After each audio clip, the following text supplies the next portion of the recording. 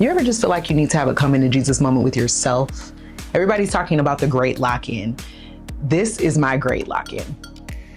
We all experience failure, and I think over the course of a decade, I experienced so much failure that the only thing I can do now is win, and I'm ready to do it. Without failure, we never figure out what we need to get to the next point of success. Realizing that now in my 40s, that's exactly what failure is intended to do.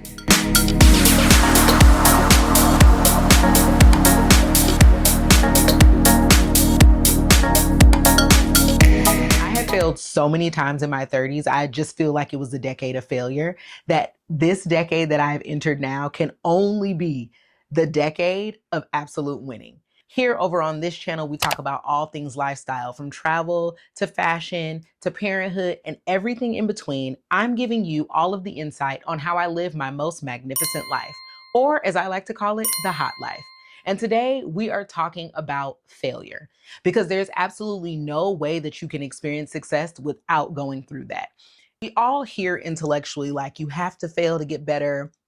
You need to crumble to know how much you can rise. We understand the idea that you have to be bad at something before you can be good at it.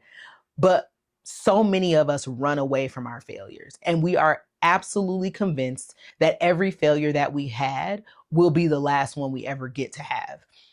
And at 40, I have realized, and it's finally sort of settled in, that that's not the case, and how we can use our failures to push us to our point of inevitable success. The only way that you don't experience success after you failed is if you stop trying.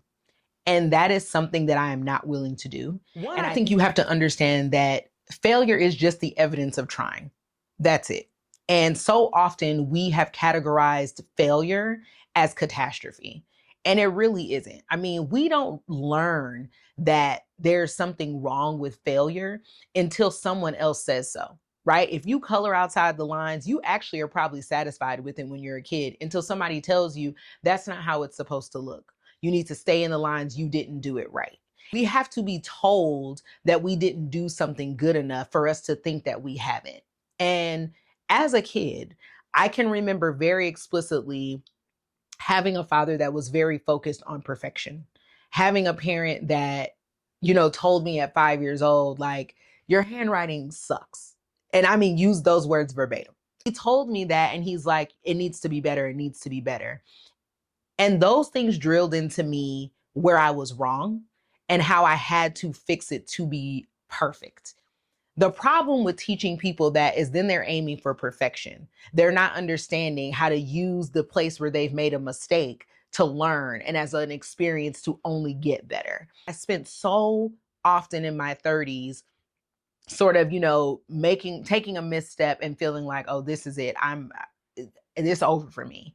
And what really reinstated that for me was something that I read recently that said, we often overestimate what we can do in 1 to 2 years and underestimate what we can do in 10. And that statement and seeing it written really was like mind-blowing for me, because it really made me reframe how I have been moving since I was like 29, 30 years old. That is why I think it's one of the hardest decades of your life. However, I think it's the most effectual. I believe that there is something so pivotal that happens to you from the time that you are 30 years old until you are 40 that is like dynamic and truly starts to set the tone for the kind of life that you're absolutely going to have. The first thing that I failed at in my 30s was not leveraging my opportunities. I feel like that is something that I've just struggled with, where, I mean, I have had the most amazing opportunities present themselves to me. My career largely in experiences, on TV, filming pilots, writing, have all been amazing opportunities. And I just haven't quite known how to use that to get me to the next thing. Leverage is what you need, right, in life. You have to use things to give you the boost up to do something else. And I think for so long, I just wasn't equipped with how to do it. I stopped myself from doing so many things and like being afraid to say, hey, can I come along too? hey, if I do this thing and I'm showing you that I'm great at this thing, how can I use that to get me to the next space? And not in a way to use somebody, but always in a way to say, I've got this, right? And you've got that. Let's leverage it to the next opportunity for each other. And I think that is something that I missed out on because I was so afraid of being seen as maybe like a user or being somebody that was trying to take, rather than being like, hey, I'm in this room. This opportunity exists right now, but every opportunity is not going to exist forever. So you have to capitalize on them when they're there. And I do not think that that was just something I was good at. Often was so busy concerning myself with the worry that people were going to think I was taking advantage of them that I left opportunity on the table. You continue to leave opportunity on the table, it stops arriving because it sees that it's already full here and you haven't done anything with it. It really is like the parable of the talents. And one of the other things that comes up for me is a scripture that I always heard as a kid, which was, if you are faithful over little, then God will make you faithful over much. And so often I think that I've missed out on the much that probably could come because I didn't do enough with the little. And the little is where the big starts. And if you don't take the fuse and light the fuse and feed the fire dwindles. It isn't because you are lacking talent. It isn't because people don't like you. It is very simply because you are not doing anything with what was already given. So if people are like, well, we keep giving this opportunity, we keep doing these things, and she's not really doing anything with it, they're going to assume you don't want it. That is something that I failed at in my 30s significantly. I just did not leverage the opportunity enough. Now at 40, I'm going to use that to learn how to say yes.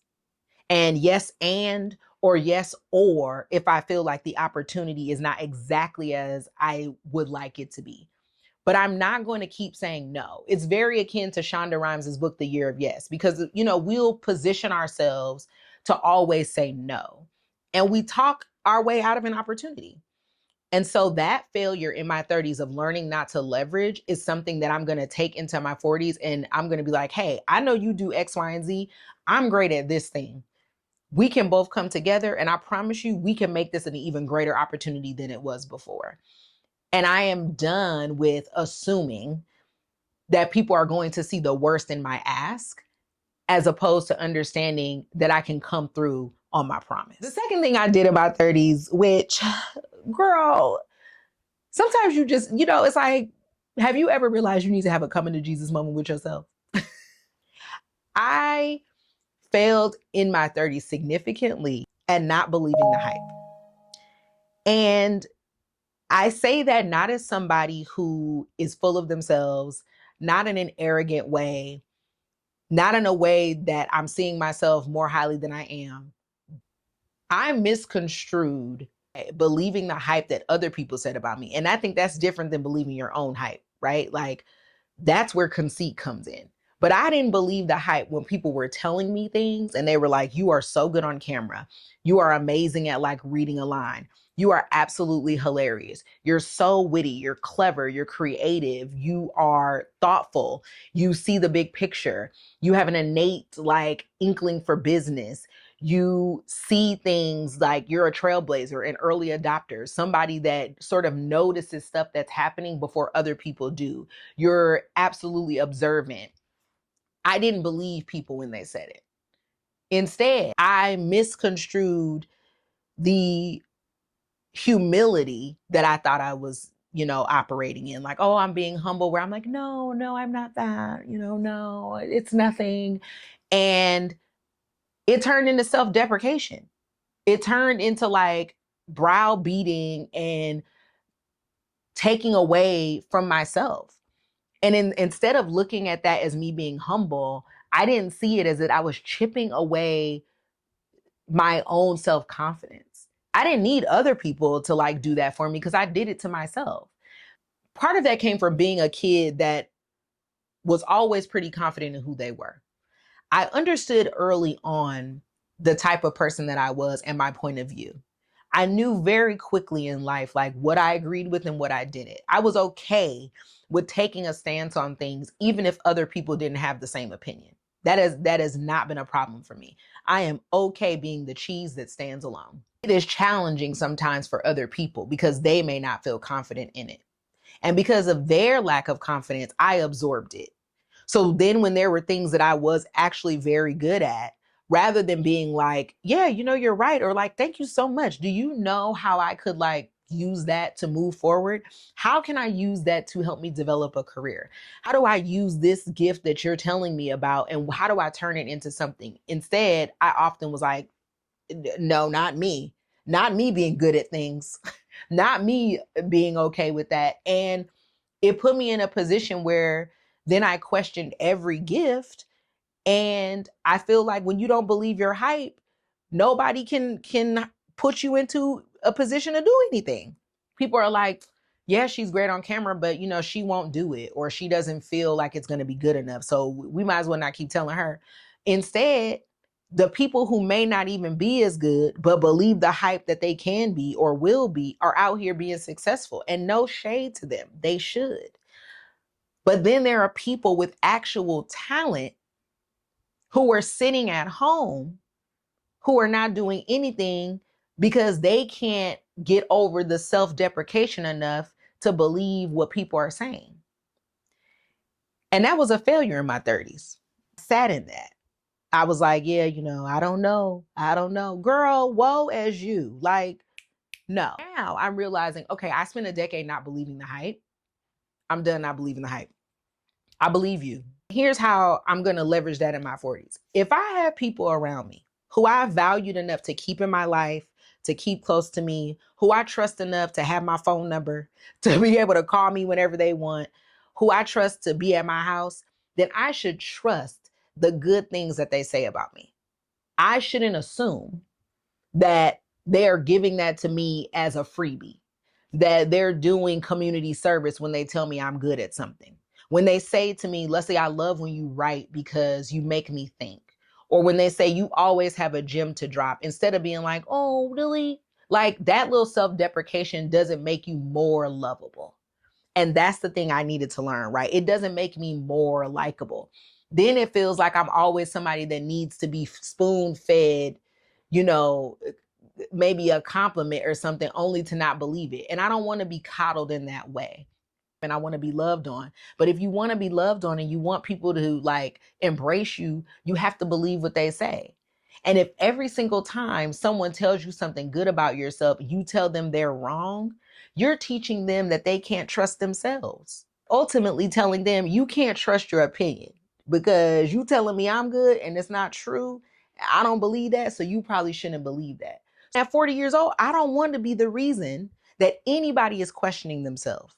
I want to be the reason that you feel better. I want to be the reason that you feel built up. If I value you enough to be in my life on a regular, consistent basis, then I have to value the words that you're telling me. I have to trust that you're not just filling me up with hot air, that you're not gassing me up straight up 92, but instead you're filling me up because you want me to get out there and run. You are pumping me full because you're like, girl, I see it coming for you. And at 40 years old, I believe you. I believe you. Because I don't believe that people spend their time to tell people good things to make them feel better. And then to be like, I'm just kidding. It was a joke. I think you suck. Weird, because that's crazy. Nobody is going to tell you something great and tell you you're so good at something for the sake of just telling you. They're saying it because they believe it's true and because they've witnessed it in you. And now you have to believe. Okay, this next thing, y'all, perhaps it was just the undiagnosed ADHD. I am going to say that. It could have been the neurodivergence. But I spent so much of my 30s not having any intention. Like, the way I wanted to do every single thing I thought about, bitch, get focused. Like, I could go back and snatch me. I'm going to tell you why I felt like I operated with no intention in my 30s. I think that it was a decade of experimentation, okay? For those of you who may not know the story, I started on YouTube. I was a part of the early like digital era of entertainment coming to the internet. I have been on the internet in some capacity since like 2006, right? I was writing a blog in 2006. I started the Let Leslie Tell It, which was my original web series on YouTube. Started out as a blog that I was doing in college, where I would talk about celebrity news. I would talk about things that were happening around the city, current events. It started out as a blog. When Issa Rae was doing Awkward Black Girl and I did a cameo on there, I didn't have any intention of sort of like going onto YouTube and it becoming a career path for me. I merely did it because I was like, this is the homie. I love what she's doing. It's hilarious to me. I ride with the fact that she's working toward a dream, and I'm gonna be a part girl. Like, yeah, I think it's dope. And so I did it. She, seeing something in me, said, oh, you need to be on camera. You need to be doing this. Now, at that moment, I believed the hype, right? That's because I hadn't failed enough.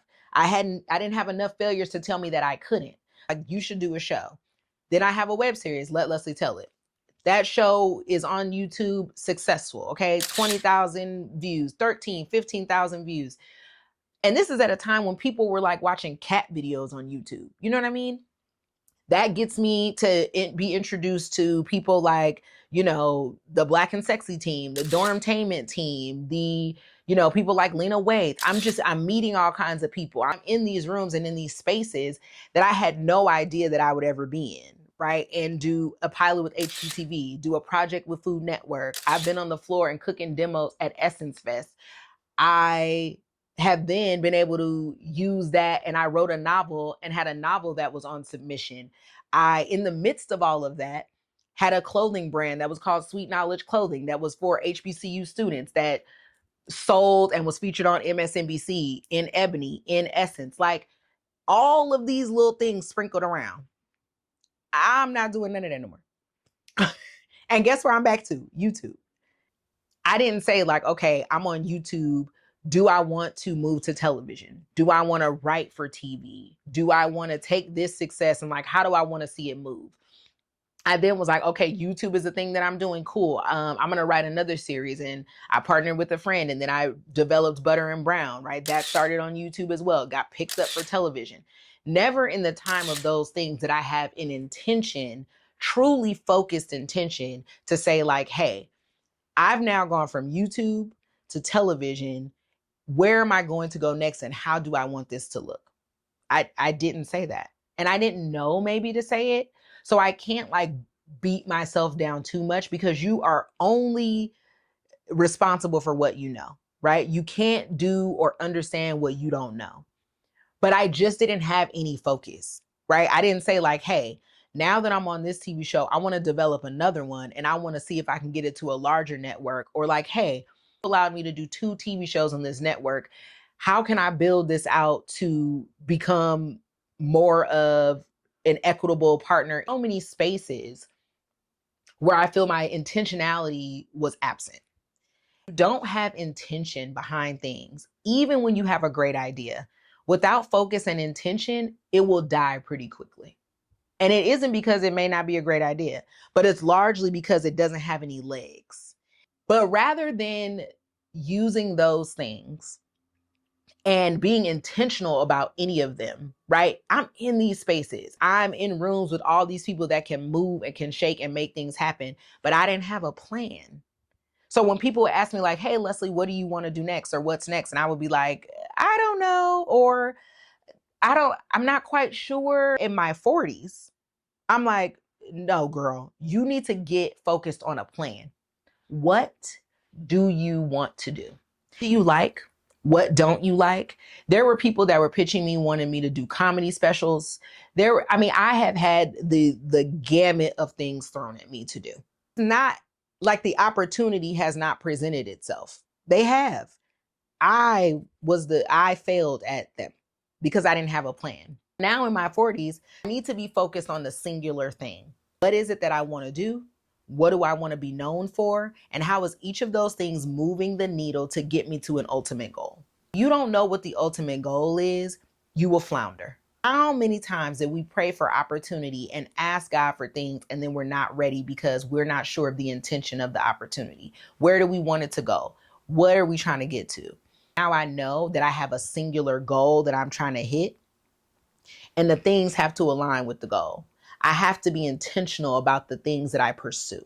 Now I understand the phrase, when you fail to plan, you plan to fail. And that's not my plan anymore.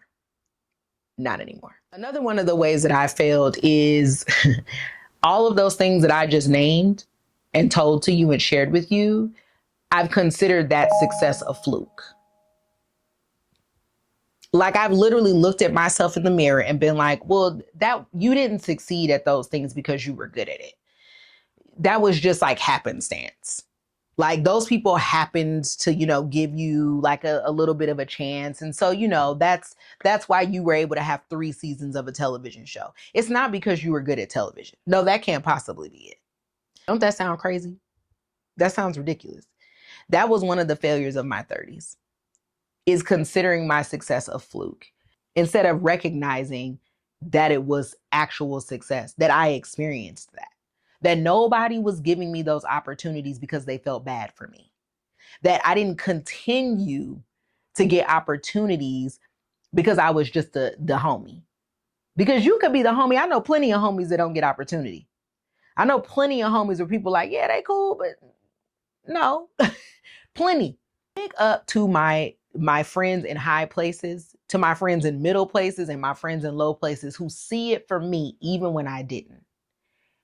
And I could get even emotional thinking about it, y'all, because thank God for them. Be clear, there was never a lack of gratitude. But the problem is that I was thriving so much in feeling like I had to be grateful that I didn't believe that I deserved it. And you can be grateful, but you also can know that you belong. For a great deal of my 30s, I lived in a place of like, well, I'm supposed to be grateful. I have to be grateful to be here. Instead of saying like, I am absolutely blessed to be in this room, but I deserve to be here. It's not because somebody found me in a corner and they were like, get that little blackie over there. She can do it. Like, it just didn't happen. Nobody saw me standing or sitting in a library or in a coffee shop and plucked me because I looked like I could use a TV deal. That is something that it did not come together for me in my 30s. It took a long time for me to recognize that the success and the talent and the reasons that I was in those rooms was not circumstantial. In my 40s, I'm going to take that failure and recognize if I'm in a room, if somebody called me, no more am I feeling like it isn't real. It is real. I am grateful and blessed to be here, but also you're going to make money off of me in the same way I'm going to make money from you. And so that means it's not a fluke. I know what I can do. I know what I'm capable of. I'm smart, I'm talented, and I know that now. And I know that I'm in a room because of it. The last thing that I learned in my 30s is trying to do it all is probably not the best thing. And so we kind of talked about that with having intention, but going deeper than that is you are not a grab bag. Okay. Like, one minute I'm writing about this, the next minute I'm trying to write a novel, but also writing for Business Insider, doing a story over here, but then kind of, trying to be on TV. And people are like, so do you want to act? Like, what do you want to do? And I'm like, well, I could.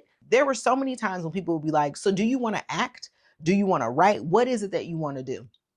And I would say, well, I know I can act, but I don't necessarily want to be like traipsing around town auditioning for things. That was never like a strong desire of mine. But in that, I would say, at the same time, I would say that I'd be like, but I'm down to do whatever. I'm down to act because I can. Well, you just said you didn't want to do it. What?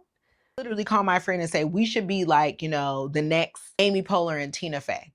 And every time she would say, oh my God, girl, yes, we should. And then what did I do? Did I sit down and like write anything? No, then I would be afraid to write. Like, oh, that's one idea. But then I would turn around and jump on the internet and be like, oh, I need to find me a job, like a traditional job. Girl, you are confused. You are confusion. You cannot just go in there and sort of pull out whatever you come up with and try to make it work. You cannot chase every little thing and every little whim that comes to your mind. That is something that I think I failed at in my 30s because there were so many opportunities that I know probably could have blossomed, right? Like, we'll even take my business, for instance, my clothing company. There were none of these other clothing companies when I started Sweet Knowledge. None. They just didn't exist. That's why I started the company, because I literally said, I hate that I can only be on campus to get apparel. Developed and came up with HBCU Made and all this stuff. And now you see it on everything. But the reason you get to see it on everything and other people got to do it is because I didn't pursue the idea all the way through. I thought I was. And it isn't, again, because the ideas are not good. It's because there's too many. And you cannot do every idea until you've really solidified one and let the one idea become the way you can get to the next thing. Because again, that's how moguls are born. They focus on one singular thing, and then that thing becomes successful. And now they're like, great, now I can go and figure out the other idea that I have. Give me the next idea. And so in my 40s, I'm no longer focusing on the 1 to 2 year goal. Now, like I said, we are focusing on the full decade. Now we are getting to the crux of like, who do you want to be by 50? Because when you focus on these short spurts of time and you treat everything like a sprint, you burn out. You're burning at both ends and you can't make anything shake. And then you are leaving yourself lost and in a daze because you're trying to give all of yourself to 75 different things instead of giving yourself to one thing and trusting yourself enough to know that that's the best place that you can be used in your own life.